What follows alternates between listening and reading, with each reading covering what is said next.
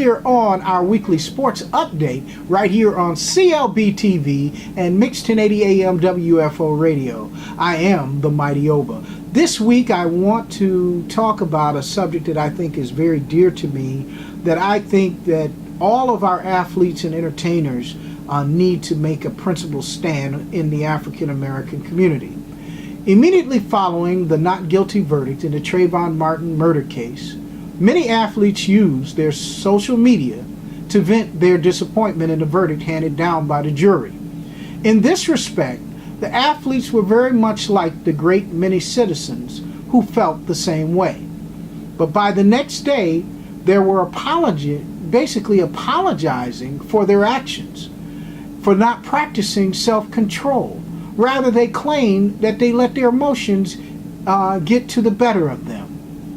They are unlike the athletes of yesteryear, such as Bill Russell, Jim Brown, Kareem Jabbar, Muhammad Ali, and the many other great athletes and entertainers such as Ray Charles, such as Stevie Wonder, Sammy Davis Jr., Harry Belafonte, Sidney Poitier, that came to the aid of the civil rights struggle and made a principled stand.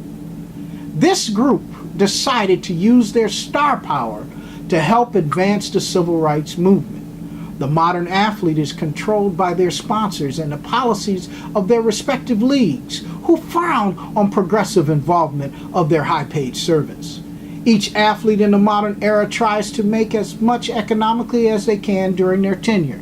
There is no blaming of them for trying to reap the benefits of their talent, but there has to be recognition that there is a major price you pay for having been afforded these luxuries.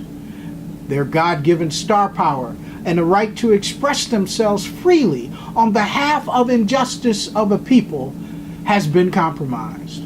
I concur with New York Times journalist and author William Roden, who writes that the modern black athlete is nothing more than a $40 million group of slaves controlled by big industry that has to protect their brand at all costs.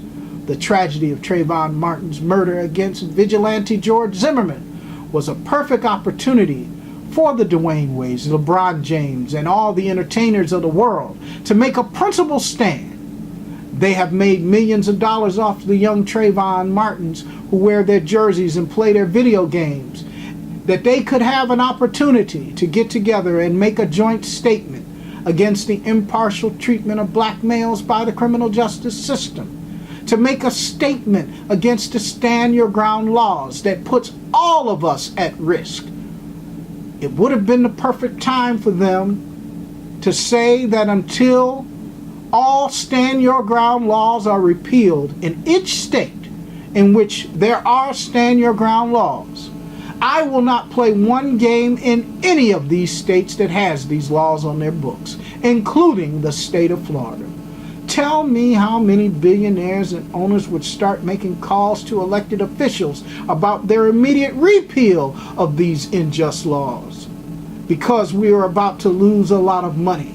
How many of the top shoe companies would begin to act and call elected representatives to repeal these laws because they're about to lose considerable amounts of money? They would all begin to panic.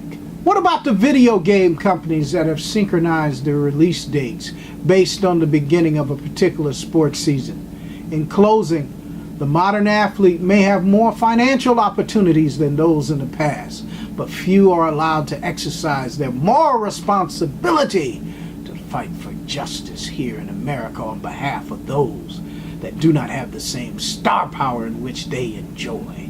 They have a moral obligation to begin to fight for justice as others have done before them, such as the Jim Browns, the Bill Russells, the Kareem Abdul-Jabbars, the Sidney Poitiers, the Ray Charles, and Stevie Wonder, who's still fighting, who refuses to perform in the state of Florida until it repeals their stand your ground laws. No business should be done in any state that has stand your ground laws on their books.